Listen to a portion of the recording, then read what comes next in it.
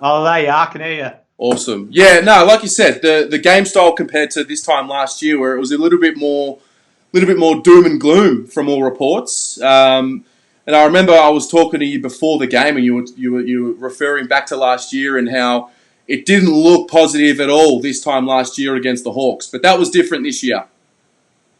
Oh, massively. I mean, I'd say the biggest takeout for people at home who didn't go was the I think a similarity between Brisbane in 2018 and a Brisbane in 2019. In Brisbane 18, they turned it over a lot, but they were trying the right things. Lack of experience, lack of application cost them. 2019, it clicked. This year, you saw the boys do the same thing. They were willing to take on a corridor kick, and it was high risk, and it would turn over. But the good teams will dust themselves down and try it again the next attempt, and that's what Carlton did. So this game plan seems to me to be one that can compete with the top eight. And for the first time in my memory, they played a style of football that I could see beating Richmond, Essendon. Not scrap a win, actually beat them playing football. Yep. No, I got you.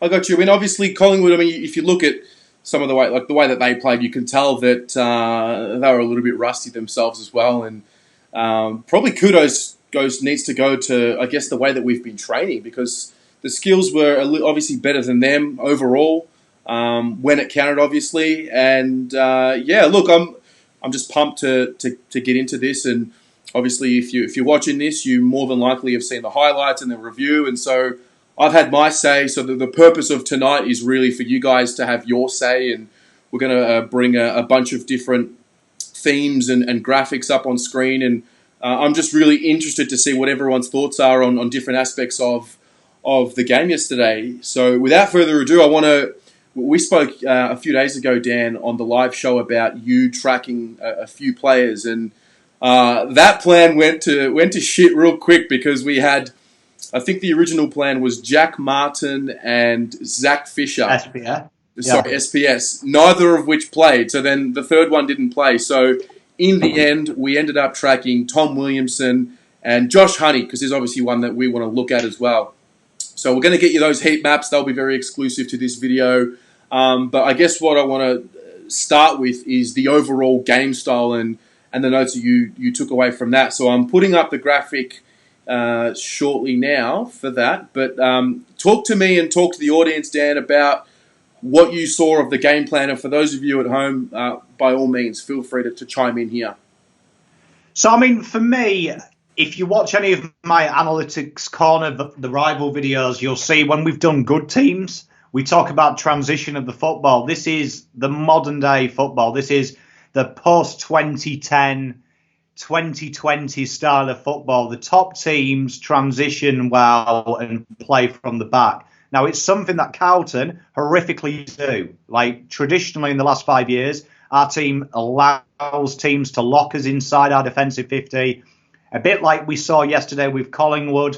We put pressure on their backs. Backs are forced to kick to one-on-one contests, outnumbers on the wing. And if you look at the graph here, Bolton's game plan, this is, if you took all these games in a heat map and you looked at how we moved our ball from transition, it genuinely was a kick in from a behind to the back pocket. He looked for space and we tried to pump it to a one out on the wing. Maybe Kerno was there, McGovern was there. Harry's done that job, Casboult's done that job. And that is just a symbol of pressure. That's what happens. Pressure draws long kicks. Collingwood turned it over in the first quarter yesterday, doing the same Bolton tactic. It is the default tactic if you're under pressure. Now, top teams do something very similar to Teague. So if we look at how we channeled it, you see that there's a willingness to take short kicks. A team like West Coast can average 6 possessions to get the ball outside of 50, and it's because they control the game. Now, there was a few passages of play last night that really impressed me, and that was Doc taking the mark just short of half-back flank and straight away booming a kick out to Sam Walsh, going straight across his own 50. The old rule, never kick across your 50. We did it, and it suddenly set a 3-on-1 contest on the right side of the field.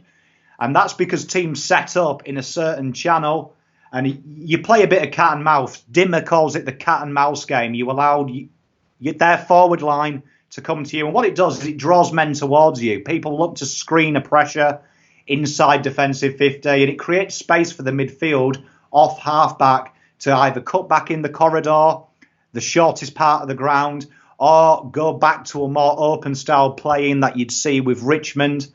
And for me, it was very, very similar to the top 12 sides. The top 12 sides last year, they all trust the game plan. They all have a set philosophy of moving the ball from a defensive 50 to become an inside 50. And it was really exciting to see. Every time we moved it, we played this game of chicken with the opposition. Super exciting. That's the basic definition of it. And that's why Williamson shone. Yeah, I think having the likes of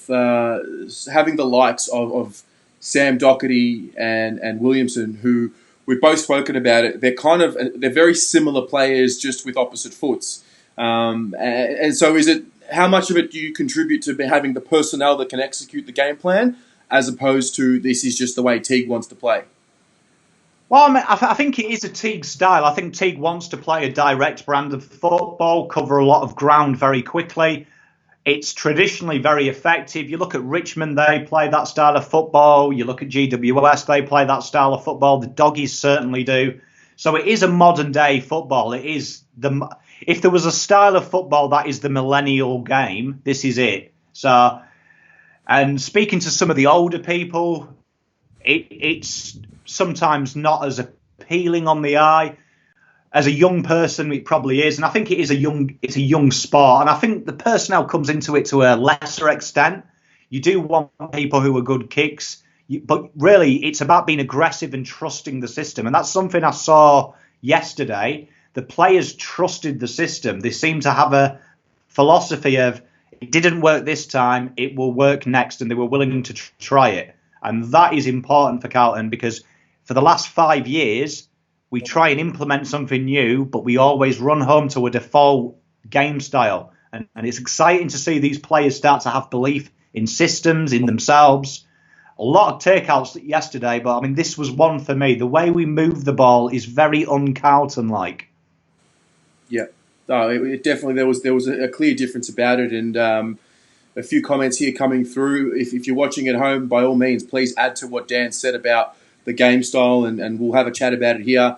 Matty Bem, good evening to you, mate. He's saying he was at the game. He thought Setterfield was impressive. He was composed, sticking tackles, getting the pill. He was expecting him to be a big improver.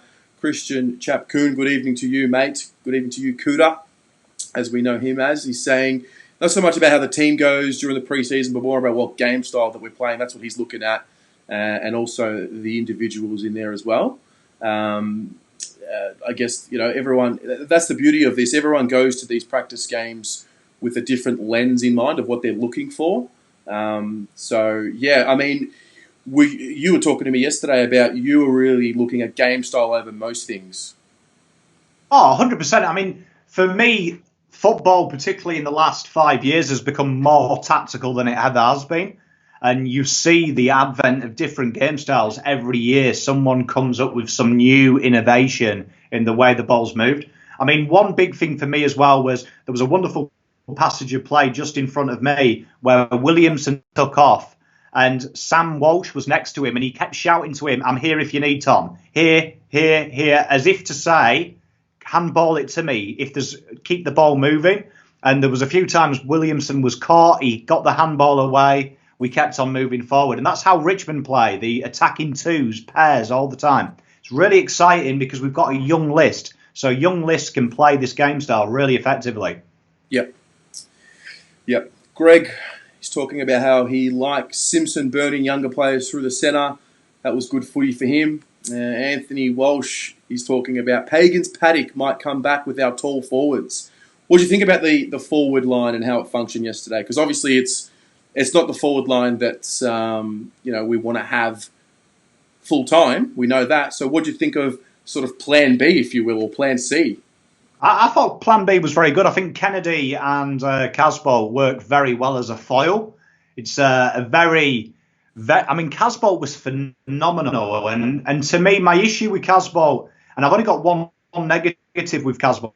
He was phenomenal all game, and I thought he was a standout. His goal kicking was exemplary. His lead up to the ball, his presentation, top notch. But when he was on the ground and Bezos and Finbar went to rotate in the forward line, I saw that Casbolt of old, that he attacks the ball and sometimes has no awareness of what the other forwards are doing. And there was a few times Casbolt crashed into Finbar and then the ball goes to ground. And to me, I just thought if Harry McKay's there, Harry McKay's a very similar type of player. He attacks the ball first. And I could see it just happening. I could see maybe if Casbolt's in that forward line, without communication, things like that happen. But Kennedy, because he plays such a different forward role, he's more of a standoffish opportunist. It works really well, them two. I mean, if Kennedy and Casbolt line up round one, I'd be very confident. Yep. All right, mate, let's get cracking right into this. We'll start individualising this. We're going to go with your 2 heat maps that you created. We'll start with young Josh Honey. So, first of all, I want to thank you because the work that you put into this to not only get to the game, watch the game in detail, and then create these heat maps was great. So talk us through, the graphic is currently over the top of you and I, so talk us through the Josh Honey heat map that you created for us. Yeah, so we got Josh Honey. So this was his movement. He ended up with 6 touches by my count. So obviously we're doing it by eye, but I'd say that was about right. I ran it by a few people. So yeah, we had 6 touches. You can see he operated kind of as a half forward. He did float into the wing a few times. I thought one thing that he reminds me of is he reminds me a little bit like Daniel Rioli at Richmond. He doesn't get in a lot of the ball in the time he was playing. However, it's the positions. It looks like he's going to make something happen. His running patterns are exemplary. He's always on the go. And just thinking, Eddie Betts was very similar to Josh Honey when Eddie Betts hit the scene. Just a ball of energy. And I think, and I said it when in the pre-draft, when I said Josh Honey was one of my picks for the later pick, he showed me why I liked him so much. His intensity, he's willing to make that run, to keep on going, never stop. And these kind of players under Eddie Betts are going to really, really thrive because Eddie Betts and Josh Honey, they're kind of a very similar grounding at the start, just a ball of energy, really wanting to get the ball. And I think Eddie Betts takes this guy under his wing. I reckon Josh Honey could be a phenomenal player for Carlton Football Club. I saw a lot yesterday I really enjoyed. You've been talking about Josh Honey before we drafted him, but what does Josh Honey at his best, what's his ceiling? What does it look like? He's a natural pressure forward. He's got pace. He loves a tackle. There's a few times, and what I love about him is he double tackles people as well. There was a few times that a guy was held, and Josh would come in and make sure that guy's going to ground. It's that willingness to scrap. From when I saw him when he was a kid, he loves a goal. He's got a great eye for goal, sheer pace, and he's not scared of getting dirty. And in this game style, we're going to need to lock it in. So this guy is a definite lock it in forward who can kick great goals. He's got an outside of the boot shot. He can banana it. For me, I just feel he's got the raw fundamentals. And I remember speaking to people at his club when I did that preview of him, that he has got an arrogance about him. Now, arrogance is a wonderful thing because if you want to be great, you have to be arrogant in this game. And I just think Josh Honey, I've just got a feeling about him. When I saw him yesterday, he looks exciting. He looks like he's going to make something happen. So I think VFL this year, maybe drip feed him a couple of games towards the end of the year, but I think working with the best in the business, Eddie Betts, the ceiling for me is 30, 35 goals a year. That's huge. And again, this is a guy who we don't really expect to be playing any games this year, just because of the nature of the fact that, when you get a kid as late as what he fell, you generally expect that to be more of a long-term prospect. But he's got the body, he's got the spunk, and I wouldn't be surprised if, come the end of the year, he does get a game. It depends. I mean, if we're in the finals hunt, it's hard to crack into a side that's going to win north of 10 games if that's where we're going to be placed. But, really good signs, early signs, but good signs nevertheless. I want to take us through to the next one. So, for me, when you sent this to me, mate, this is phenomenal for us because the stats aren't taken down, and you've done this off your own accord. And Willow was someone that we all really were impressed with yesterday. So thank you once again for this. And for those at home, or for those who actually did go yesterday, give us a rating in the comments about what you thought of Tom Williamson's game. So, Dan, the graphic's up. The floor is yours, mate. Talk to me about Tom Williamson's graph and heat map. Well, when I sat down at my seat on centre wing at Icon, I was like Carlton 14th position. And then I watched this kid play for a quarter and Carlton were top 2. Like, Tom Williamson, like, crap hairstyle. But, boy, oh boy, what a football. I forgot how good Tom Williamson was. Like, I literally forgot. I'm going to hold my hands up. Like, I remember him showing bits, but boy, oh boy, what a footballer. I thought I was going to get excited about Sam Doherty. Seeing Tom Williamson, he took the game on. The fact that he played centre-half back second quarter because Wheatering went off, and he dominated. His ability in the air, his speed, the way he takes the game on, though, is something that we highlighted when we talked about him in his player review, his ability to read the ball in the air. This is next level. When he moves the ball, this guy is a transitional defender. And what I saw, I love halfbacks. The best halfback I've ever seen in the flesh is Lloyd at Sydney.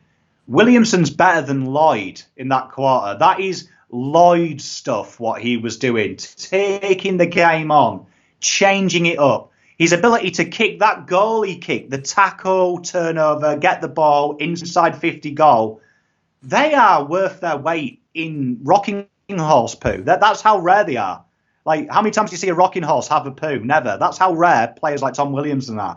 He is phenomenal. And I don't want to get too excited about him because it's one game, it's a practice match. But he can replicate that week on week. He's all Australian, that type of player, because he can get 30 touches a game. He can kick a goal a game. And that is lethal. Him and Doc, halfback flank, lethal. Absolutely lethal. Yeah. He was phenomenal. His movement, his intensity, his distribution. I didn't count how his disposal efficiency was, but it would have been in its high 80s.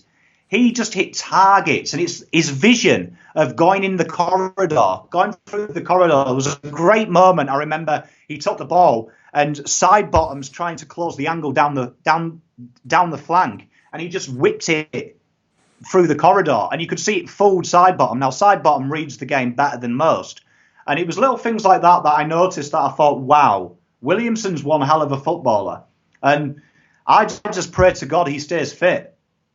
Yeah, I mean, really, you look at this, and these are the angles that I was talking about in my preview of him.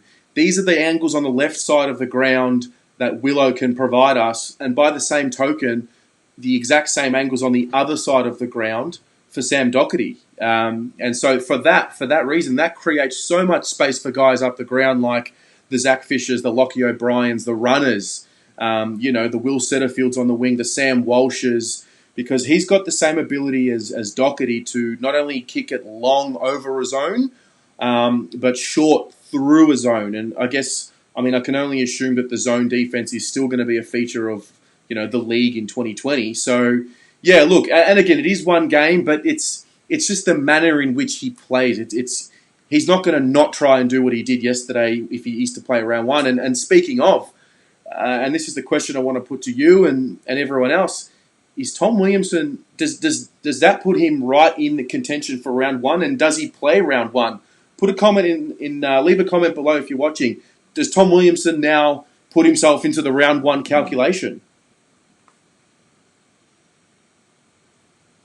100% for me. If he replicates that in the next 2 games or anything close to that, he has got something that Newman didn't have, and that's his ability to hold position as well. Newman was caught napping twice, and it was something I mentioned in Newman's review. I questioned his defensive positioning. He was very loose on Hoskin Elliott, and Hoskin Elliott snuck through for the first. He was caught in no man's land. Williamson has this ability, because of his ability to read the game, to stay next to his man and then peel off him at the last minute before the forward has a chance to react. And in a league where players who play his position, someone like Tom Stewart, who plays across the half-back flank, who's tall and intercepts, Williamson's got Stewart beat for pace. So it's a very niche position. And for me, you lock him in all day long. If he's fit, this guy can win your games. The games are won from half-back flank nowadays. Williamson can do that. Yeah, I think he's... I mean, I did get carried away yesterday, admittedly, but I saw him play, and I was like, he has to play round one. If he's producing that kind of form in the VFL, you cannot leave him there to rot. Oh, for me, what he brings to the table is more than Newman and more than Cade Simpson. So for me, personally, if that half-back flank position, I have a choice between three of them, on his day, Williamson's better than all three of them because of what he can deliver to the system that Teague is starting to play. His vision is impeccable. His kick length is outrageous. And his ability to lock down a player and then dominate on top of that is phenomenal. So for me, it was exciting to see. I can't wait to see him next week when he comes up against Fremantle. It's going to be very exciting. And the week after Brisbane, where they've got a very stacked half-forward line. It'll be really exciting to see this guy go head-to-head against them two teams. I feel like, and correct me if I'm wrong, I feel like it's between him, Newman, and Simo, whereby you've only got two positions. And for me, I'd put him ahead of Newman. I'd actually, I mean, at his best, I'd put him ahead of Newman because you've got to think of the future as well.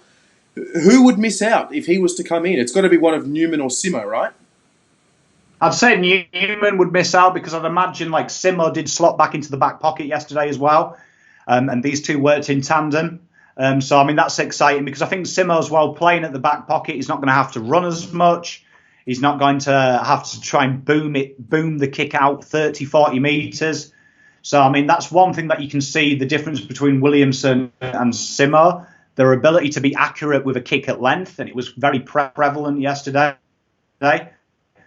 Simo's a great player and that experience is invaluable down the back. But for me, like, you look at these hot zones, the ground he covered is next level. Like, half-back flanks now are probably, in my opinion, the most important position in football. And them numbers there, and also his ability to rotate at centre-half back, it's a valuable tool. This guy and Doc, that is premiership class, their ability. Yeah, absolutely. I'm just putting this graph up one more time. So if you're just joining us, welcome.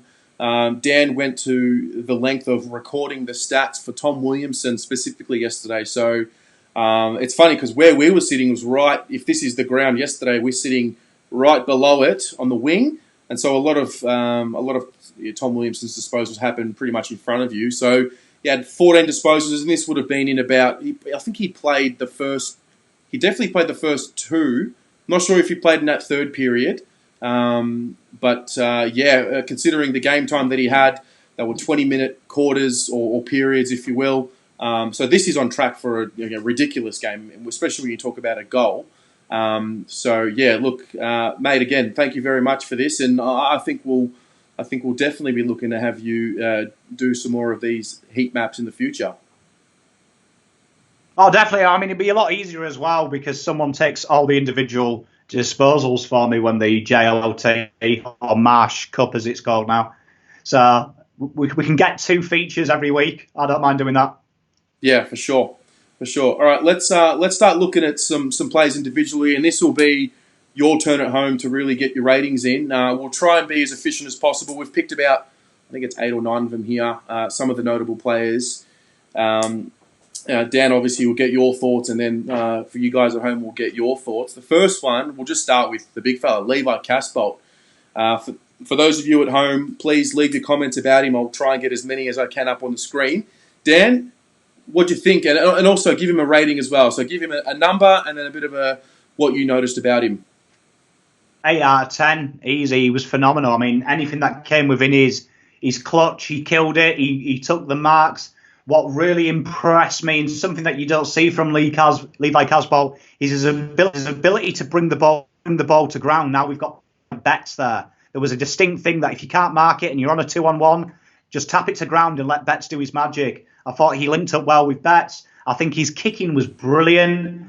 I got into an argument with a guy I was stood next to who was from Collingwood, and he was like, "Oh, this could go anywhere," and I guaranteed him I'd get a Collingwood badge tattooed on my neck if he missed, and Levi very nicely slid it through the old centre sticks. He was phenomenal. I thought Casbolt, he's invaluable. I mean, he's carried the form over. And for me, a wingman, that's another niche position in the AFL. I think when he's up forward, he's going to kick goals. And I think when he's down back, he's going to clunk marks. He marked and kicked very well yesterday.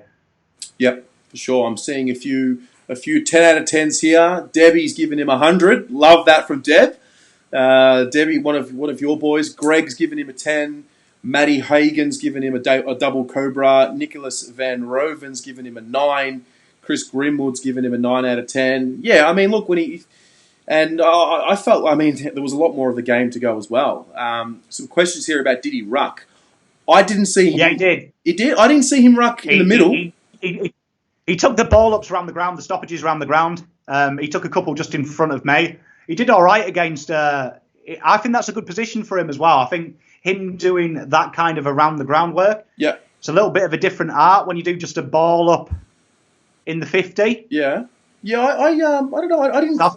I didn't see him ruck at all. I mean, I can imagine he would have if it went forward, but yeah, well, there you go. So he rucked a little bit. Yeah, if you watch, I did laugh because Collingwood put their highlights up, and they do actually inside 50 stoppage where it's Casbolt versus him, and Casbolt absolutely manhandles Grundy. It's brilliant that it's on the highlights of Collingwood. I did really enjoy it, thinking the best ruckman in the comp, and the one highlight you showed is when a forward beats him. Brilliant. Good banter, Collingwood. Very good banter. Yeah, so consensus is pretty much that he's a 9 out of 10. There or thereabouts. Let's go to the next guy. Let's go to Cam Paulson, a guy who I actually spoke about him in the review because he stood out for me. So for those of you at home, give us a rating on Cam Paulson's game, and again, Dan, go take the floor on this one. Okay, well, I mean, because I was watching Williamson, and because we know I've got kind of a fetish for half-back flanks,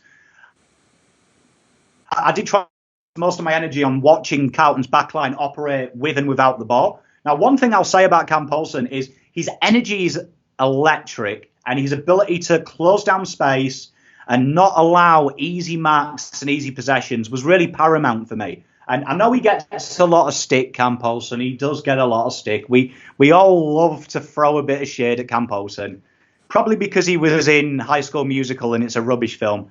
But I thought he was really, really solid. He was really solid. He showed enough signs for me that he's got the hardest part, and that is positional sense. He has got good spatial awareness.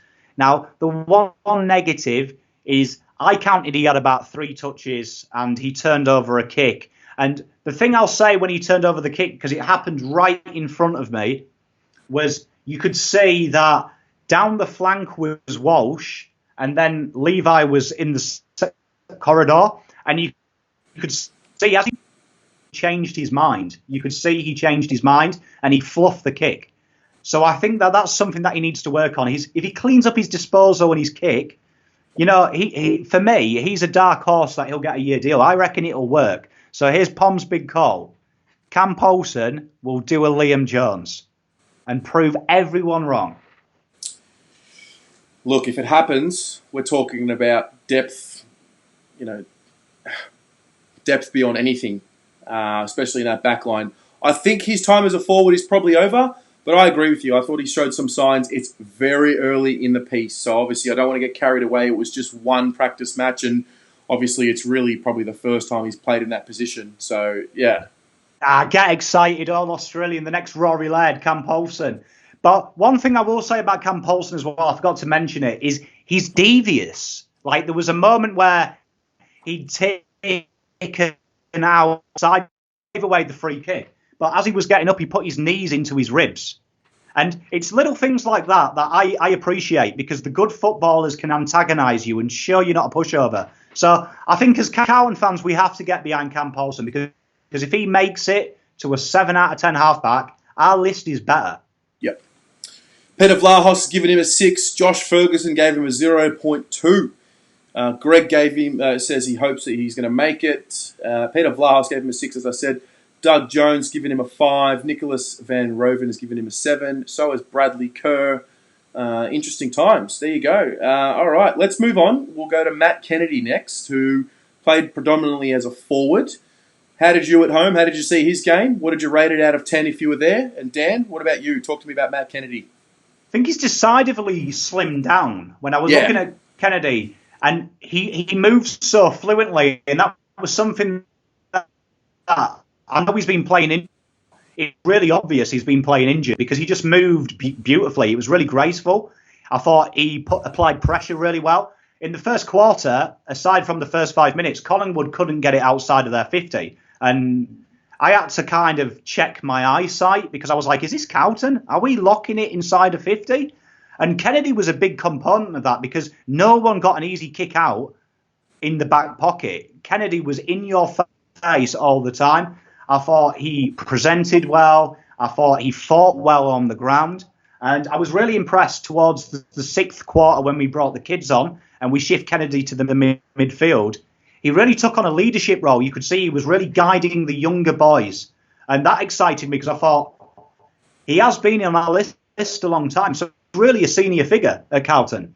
And it was good. I saw him pull Philp over and put his arm around him. And it was good to see that he's also, even though he's not a leader in name, he's willing to take that responsibility. And the AFL is littered with players that can play in the forward line and pinch hit in the middle. And he was very tough to the ball. I was really excited. I think Kennedy, for me, I'll give him a solid 7.5 out of 10. I thought it's really exciting to see that we're maybe going to see the best of this kid's development now. Yeah, I'm a little bit more reserved on what I saw from Kennedy compared to you, in that and again, probably maybe because I was filming and a little distracted and obviously, and whatever it was, but I just felt like he played his best footy during that session when he actually did go into the midfield.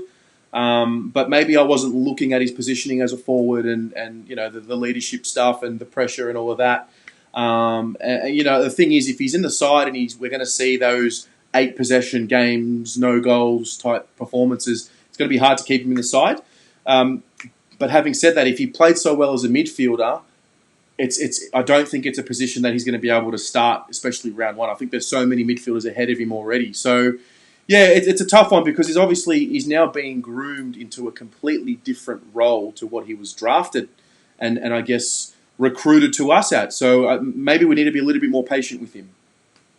I think he's ready to go for me. I mean, I think the fact that he can rotate through the midfield. We're going to come on to Cripps, and there was some noticeable things I saw about Cripps, which really complement Kennedy's game. And I can see Carlton becoming a very GWS side that all the midfielders can play forward and all the forwards can play in the midfield. And it keeps them fresh. And it's why GWS are so potent in the 3rd and 4th. And Kennedy, for me, just does a job. And I thought I was excited. I think I gave him 0.5 extra from a 7. Purely because I could see his mobility finally. I finally saw all that draft hype because he was fit. He actually moved fluid and he looked like he was fit. And I'm super excited about seeing where Kennedy can moving forward. Yep, for sure. All right, let's move on. Sam Walsh. Sam the Freak Walsh. Talk to me about his game. I mean, talk to me about his game and then I'll go after you. Yeah, I've always wondered, I know when I used to read the Bible at school, when you come to Exodus and you hear about the rapture and what the second coming of Christ will be. Well, I saw it 4:30 yesterday at Icon Park. Boy, oh boy, is Sam Walsh good. Sam Walsh is another level. Like, he's gone up a level. His maturity, his ability to call for one-on-ones. His ability to do, there was a no-look handball he did. When has a Carlton player done a no-look handball? Never seen it. Didn't even know we could do it. So that was outrageous. The fact that he absolutely, my meme predicted it. He bottom. He made Trelaw look like some ginger kid from Dandenong. Like, Scott Pendlebury looked old. Scott Pendlebury looked old. Sam Walsh he will win more Brownlows than Carlton win flags this decade. And I've got Carlton wrapped up for 7. So I'm telling you, Sam Walsh, if anyone ever says anything negative about Sam Walsh or Oh, hold your judgment, reserve your judgment. This guy this year, mark my words, will be top 5 statistically of midfielders in the comp. Sam Walsh is greater than Gary Ablett Jr. at his peak. Woof. Woof. This kid is class. We will talk about him when we've got grandkids and our kids are going, oh, look at Oscar Judd. He's really good. We'll be like, he's nothing on Sam Walsh. Mate, you've... I love it, mate. You know I love it. Kid is class. Kid is class. Get around Sam Walsh. Yeah, no, fair play. Fair play. I love it. No, he was great. It's going to be interesting because he doesn't have that... Everything's just happening so quickly. And the expectation and the way that we watch him this year is going to be different because now it's going to be, oh, if we get over 20 touches, it doesn't really matter how he's using it. Whereas this year, and I guess for the rest of his career, it's going to be, hey, disposal efficiency. He now gets rated against, Taranto and Hopper and, Zach Merritt and Dyson Heppel and maybe not the Dangerfields and the Fifes just yet, but he now gets rated alongside those guys. So the efficiency and the ability to damage and impact the scoreboard and all of that pressure, that now comes onto him. And from what we saw yesterday, he's going to be able to do it. He's going to be able to withstand it, and he's going to be able to prove everyone that he is the real deal. I enjoyed it when he shoved the ball in the Scott Pendlebury, who actually held the ball in front of his face and then span away from him. A little bit of arrogance is creeping into Sam Walsh's game. And then he went up half forward and he slid into the half forward line. And it was like Stephen Cornelio, how GWS play, when he goes on the half-forward line and that midfield nous comes into play, these little chip kicks to people on the goal square. Sam Walsh is class. I'd rather have Sam Walsh than Dangerfield. 2 Dangerfields. Wow. 3 Dangerfields. 1 practice. Telling you, Sam Walsh this year, Pom's big call, Sam Walsh this year, he's going to blow the AFL away. Blow it away. Mate. Imagine we beat Richmond and he has 35. Trust me, when that happens, you will hear about it every day. All right, let's move on because I didn't realise how much Sam Walsh talk we were going to get in. But how about the other Sam? How about Sam Doherty? Obviously, first proper game back after the Ricos, and just a big sigh of relief for everyone involved, including Sam. When we went to training, I said that someone asked that question, will he be as good as 2017? Yeah, hell yeah, he will. Did anyone see the mark he took and the little spin and the entry inside 50? Vintage Sam Doherty. It took him like 2 minutes as well to get into the game. There was a few loose disposals. Yeah, and then something clicked. But then something clicked and it was like having Doc back. Well, I know Sam Doc. I noticed that... like you said, those first few disposals were a little bit rusty, but as you expect, some turnovers that you don't traditionally see from Sam Doherty. But once that spin move happened, his day completely changed. You could just see the confidence in the knee, and I think he needs a few more of those situations to happen. He needs a little bit more of a one-on-one contest. He needs to take some intercept marks in the air where he doesn't really know where the ground beneath him is or where his opponent's coming from. He needs to land and he needs to know that it's going to be okay, so that way he can just attack it full-fledged. But yeah, I gave him a solid 9 out of 10 yesterday. And for you at home, what about you? What did you rate him yesterday? And then you, Dan, what did you rate him? Easy 9. Oh, by the way, my rating for Sam Walsh, 9.5. Nice. I'll give him a 10 when he wins a flag. Okay. But solid from Doc. Tell you what, the intercept mark, the reading, and the one thing I got the most excited about was his little conferences. Every time Carlton conceded a goal, he got the defence together. You could see he was issuing orders, pointing at things as if to say, this is where you need to be. And we've got Doc back. Tell you what, that's why we're here. Doc's back. Docky's back, mate. Docky's certainly back. Yeah. I've got a good mate of mine, Terry. I'll tell you what, everyone needs to trade Rory Laird out of their Supercoach. You have to trade Rory Laird out your Supercoach. Get Doc in. Because the real king's back. That's true. No, I've got a good mate, Terence, who he may or may not be watching live, but if he is, good evening to you, mate, who's got a few bets on a few slabs with his mates. So he's made the bet that Sam Doherty will play more than 16 games, and everyone else has gone under. This guy's a lock to play 16 games or more. How many games is it to the final? What, 25? He'll play 25. Easy done. All right, let's move along. Tom De Koning. Talk to me about Tom. Did really well.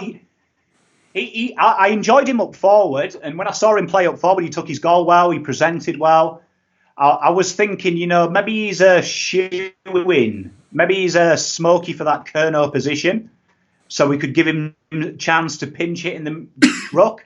And then I saw him go down back for a bit, and Mason Cox ragdoll him, and I was like, Mason Cox isn't even a real footballer. So that's one thing that stood out to me, that TDK is still probably a year away body-wise. He's definitely got the skill, definitely got the ability, definitely got the hunger, definitely got the nous. Just think he looks undersized, and when you compare him next to Pitternet as well, who is a specimen of a human being, he does seem like we've been saying we need to ease this guy in, because he does seem for me a year away minimum, just body size. But I thought he did really well against Grundy. He showed intelligence, because Grundy doesn't vertical leap as high as some.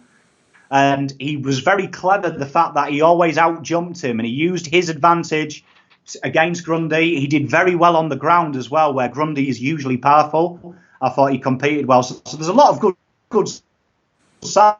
I just think one part is he is still a year away. Yeah, I felt the same, but having said that, I felt like I saw improvement. I saw more size on the body.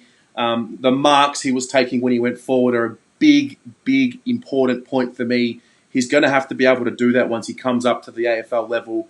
And to see him go and take those 2 consecutive marks within that 30-second period and finish off with the goal, it was a tick for me. And again, one step, it's only in first gear. He's got to do it next game. He's got to be able to do it consistently in the VFL. But again, it's these little things that we need to see week after week so he can build up, make a case for that round, whenever it is that's senior side selection. And then that way, the idea is once he does break in, he stays in.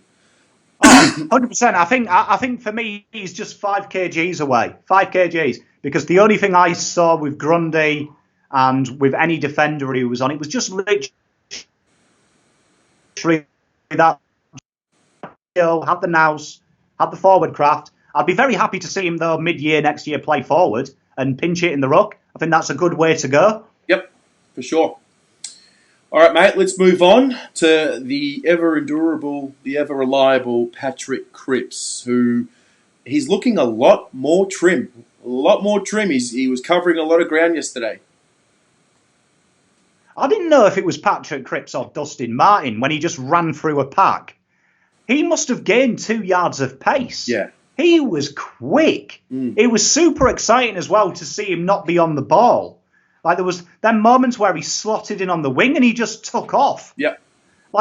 Tell you what, if I was Richmond and I'm looking at that and I'm thinking, shall we put Graham on him again? I bloody wouldn't. Good luck, mate. Good luck. Because Cripps looks primed. Cripps looks a specimen.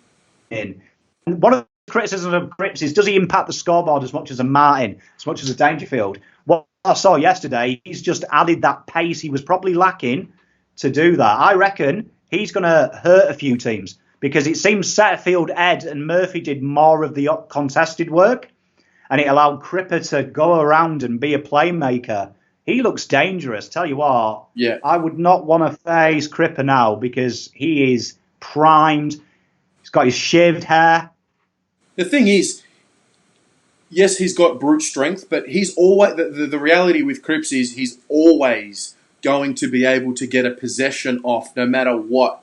No matter who's tackling him, he's always going to be strong enough to get his hand and tall enough to get his hands over the tackle and get a handball out or do what he needs to do. So he maybe was able to take away perhaps a layer of strength and trade that off for another layer of running power. And that will hopefully allow him to not have those, he had some games where he was just physically just spent and obviously mentally as well. And, we're going to see what happens. All of them look a lot more fitter and leaner as what they have in the past. And we're going to have to wait until we get to round 17 or 18 to be able to make that judgment.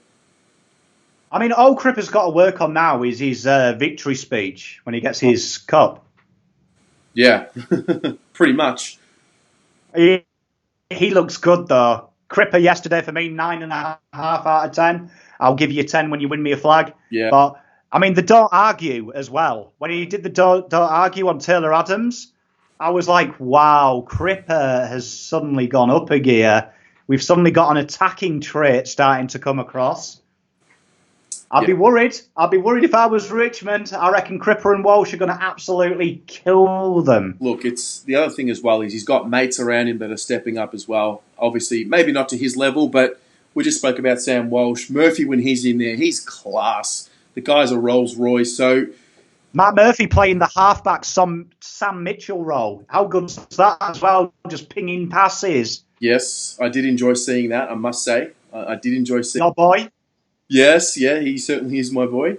Finally, the last one for the evening, obviously for the ones that we're putting up now is Lockie O'Brien. We're going to talk about some others, but give us a rating in the comments below for Lockie O'Brien's game. And Dan, you've always been a big advocate for him, particularly about Lockie and how he suits the David Teague game style. So how do you feel about Lockie yesterday? I've got to say, when people asked me the other day what impact Eddie Betts is having on Carlton Football Club, Lockie O'Brien taking a snap goal from 45 metres out. That's Eddie, mate. There it is. Like I couldn't believe it. I love Lockie O'Brien. I have a man crush on him, and I had to check if it was him. I was like, did he just do that? Was that Locks? But Lockie looks good. He looks good. He competed well, intensity. One thing I love about Lockie O'Brien is he's the boy that you'd be really happy your daughter brought home, but he's a complete arsehole behind closed doors. He just attacks the contest so hard for someone who looks so sweet. I used to always think when I saw him go into a contest, oh my God, he's going to get hurt. Now I worry about his opposite number because he just goes in head first, head over the ball, brave. He's got an absolute beautiful kick on him, and he's starting to gain real football talent. And for me, his mate Dow got taken in the draft. He's probably ahead of Dow, ability-wise. Yeah, I think the goal was a symbol of, I guess, Lockie's always been a very honest and simple footballer. Run, kick. That's kind of been what he can do at the best of times. And if he can add finishing touches to his running inside 50, he then adds the wow factor, which is probably where Paddy Dow has him covered, because Paddy Dow has those burst moments and those wow factors. If Lockie adds the wow factor of finishing and kicking goals with the honest, reliable footballer that he is, we're looking at a steal at pick 10. Oh, that goal Lockie O'Brien kicked, just if someone told you Lockie O'Brien has just kicked a snap goal from 40, you'd tell them to check their eyes. I couldn't believe it, and I love Lockie. And it was one of them kicks as well that looked in from it left the boot as well. It was an absolute, honestly, Eddie Betts has obviously been teaching everyone his skills because everyone seemed to attempt it as well. But Lockie, he's learning from the master. The master may become the apprentice. Well, maybe he will be our Andrew Gaff. Well, I'll tell you what, he might be better than Andrew Gaff because Andrew Gaff doesn't kick goals. This is one absolutely biased Carlton show if I've ever seen one. This is out of control. Honestly, when I get off this and if I see any comments like, oh, it's a practice match, calm down, shut up. We're winning flags, mate. We're winning flags, I'm telling you. Flag bound. Love it. Bound by flags, mate. That's what we do. Mate, that's why I redid Carlton's poster today. If you check my Facebook, I got rid of that stupid "we're coming" and I've changed it to "we're here" because we're here. Yeah, it's time. Very true. Very true. Well, that's it for the players that we're going to speak about tonight. That we're going to put up there. But let's spend maybe 2 or 3 or maybe 4 minutes. Just anyone in the audience or Dan, if you have any other themes, issues, players you want to bring up, now is the time that we can put them out there and just put a final touch on yesterday's game. Sam Phil, phenomenal. He's got a lot of pace as old Phil P. And I tell you what, very, very mature head on his shoulders. He used it very well for a first-year player. that was another thing that shocked me. We've drafted higher people before, but all three of the draftees looked really, really, really mature and bought into the game style. They all performed well. Ramsey was good as well. Honey, we've talked about. So really impressed with the pickups. The pickups we've got. They looked like they're ready to do a job when called upon. Nothing says to me we need to wait. Look like they could do a job. Yeah, well, we hear the comments that are being said from Cripps, even last year when he was talking to Walsh about don't put a ceiling on what's possible this year just because you're a first-year player. Have the mentality of, hey, I am in the selection. I'm in the selection headache. I'm in the selection mix here. And Philp plays like a guy that believes he's going to be playing round one. Oh, I mean, for me, if just heaven forbid, but SPS has got that quad, and you'd say he's best 22. You know, if he doesn't get up for round one and Teague says, oh, Philp's making his debut, I would not be bothered. No. Like, I wouldn't be worried at all. I'd be like, excellent. He's going to get 18, 20 touches, show us a bit of pace. We're fine here. Like, honestly, all the draftees to me look like if they came in round one, they'd do a job. They'd do a job and you'd get an honest day's work. And another one who impressed me as well was Goddard. He only played a couple of quarters, but took some really big, strong leaps. And that got me excited because I thought Jones and Wheat are in their locks. But how good would it be for Goddard to put pressure on? Imagine that. Imagine that. Good times here, boys, honestly. The lid is off. We're going to have to cage you up, mate. And I'm optimistic at the best of times, but we're going to have to cage you up. I think it's because the low I felt last year to the high I feel this year. And I actually see, regardless of how the season goes on, there's actually a game plan in place that can win football matches. And I don't count any Carlton wins of the last 3 years apart from the ones Teague's had, because the others we just cheated to win. We bored our way to win. This game plan can win, like actually play teams off the park. Yeah. Not scrap with rubbish stoppages, actually play teams off the park. We can do what GWS did to us to GWS with this game plan. Yeah, no, I'm with you. And I want to see that. I want us to ruin someone's life. I like it. With this team. I want Roos abroad, North Melbourne, crying because Carlton beat them by 70 with 14 players. Like, this team can do that. Love it. I'm going to leave it there, mate. Let's wrap it there. Thank you very much for taking those stats and creating those heat maps. I'll probably post them on the Facebook page after this. Thank you very much, everyone in the audience, for your attention. This will be up on YouTube if you're watching it not live, so be sure to subscribe and all of that. And, mate, we're not coming. We're here. Go the Blue Boys. Go Blues.